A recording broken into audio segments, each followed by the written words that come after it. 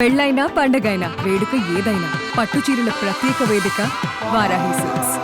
రాజకీయాల్లో ఉన్నారు కాబట్టి అతిపెద్ద ప్రాంతీయ పార్టీ వైఎస్ఆర్సీపీలో ఉన్నారు. అండ్ మాస్ లీడర్ అని చెప్తారు, అండ్ ప్రజల మనిషి అని చెప్తారు వైఎస్ జగన్మోహన్ రెడ్డి. సో అలాంటి నేత దగ్గర, అలాంటి పార్టీలో మీరు పనిచేస్తున్నప్పుడు ఎప్పుడు ఆలోచించలేదా? కరెక్టే. జగన్మోహన్ రెడ్డి లాంటి నాయకుడు నాకు తెలిసి ప్రపంచంలో లేడు. అంత మంచి మనిషి, అంత గొప్ప విలువలు ఉన్నటువంటి మనిషి లేడు. ఒక గొప్ప పార్టీలోనే ఉన్నా. నేను రాజశేఖర రెడ్డి గారితో అడుగులేసాను. చాలా మంది చెప్తారు పిఆర్పిలో రాజకీయ జీవితం ప్రారంభించాడని. అది రాంగ్. మీ ద్వారా నేను తెలియజేస్తున్నాను. పిఆర్పి వచ్చింది 2008లో, 8-9లో.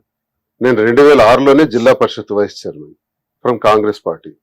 2004లో కూడా పోటీ చేశాను. 2003లో రాజశేఖర రెడ్డి గారితో పాదయాత్ర కండక్ట్ చేసిన వాడిని. నేను స్టూడెంట్ పాలిటిక్స్ నుంచి రాజశేఖర రెడ్డి గారితో ఉన్నవాడిని. సో ఆ కుటుంబం గురించి, ఆ కుటుంబ విలువల గురించి బాగా తెలిసిన వాడిని నేను. ఆ కుటుంబంతోనే రాజకీయాలు చేసిన. జగన్మోహన్ రెడ్డి గారు అపాయింట్మెంట్ ఇవ్వట్లేదు దువ్వాడ శ్రీనివాస్ గారికి, నిజమాది? మొన్ననే కలుసుకున్నాం కదా. ఏం చెప్పారు మీ జంట మీద? సార్ ఏం చెప్తారంటే, ఇది మీ పర్సనల్ ఇష్యూస్, జాగ్రత్తగా కంక్లూడ్ చేసుకోండి. మీ ఇష్యూస్ ఏంటో మనకు తెలియదు కదా. మీరు ఒకటి 2 ఏళ్ల క్రితం టికెట్ల కోసం జరిగిన ఫైట్ మా కుటుంబంలో ఆయనకు అంతా తెలుసు. ఇది ఈ రకంగా జరిగేటప్పుడు, ఇలాంటి మలుపులు తీసుకునేటప్పుడు జాగ్రత్తగా క్లోజ్ చేసుకోండి.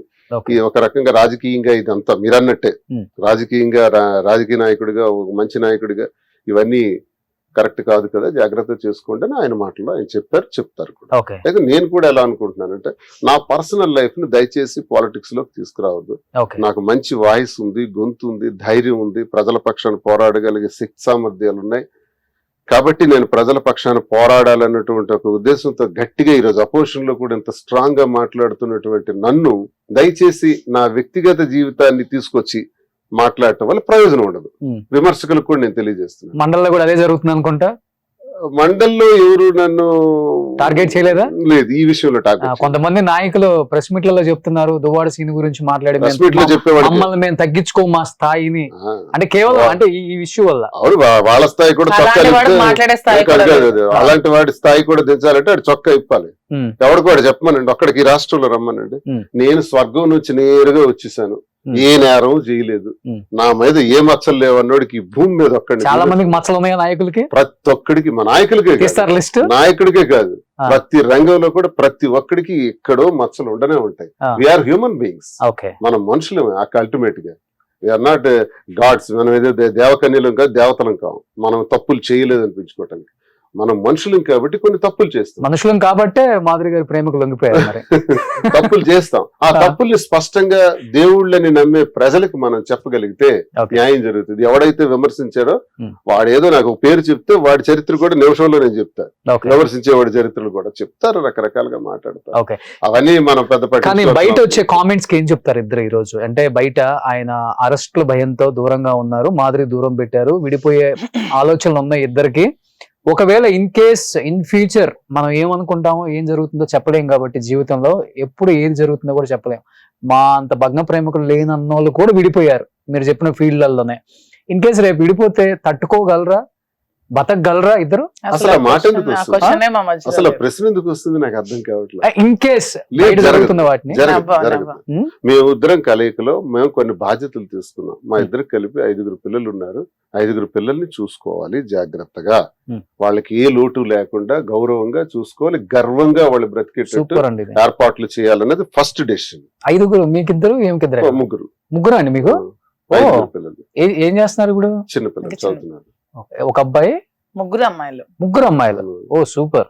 మీకు 2 అమ్మాయిలు? నాకు 2 పిల్లలు. ఇద్దరు కలిపి 5 అమ్మాయిలు. ఇద్దరు డాక్టర్స్. వారసుడి కోసం ఏమైనా ట్రై చేస్తున్నారా? ముందు మనకున్న 5 పిల్లల్ని అగ్రస్థానంలో పెట్టాలి, బాగా చూసుకోవాలి. ఇది మా డెసిషన్. 2 ప్రజలు. పిల్లల బాధ్యతలు మటుకు మీరు పక్కా. 2 ప్రజా జీవితం.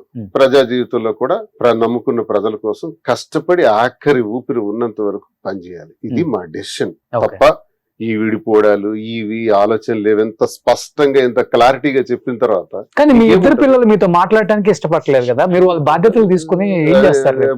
మాట్లాడటానికి ఇష్టం లేకపోయినా నా బాధ్యత నాకు ఉంటుంది, నా ధర్మం నాకు ఉంటుంది, తండ్రిగా నేను చేయాల్సింది నాకు ఉంది, బాధ్యత నాకు ఉంది, అది చేయాలి, చేస్తాం. వాళ్ళు చిన్నపిల్లలు, కాబట్టి అవన్నీ మనం పట్టించుకోకూడదు.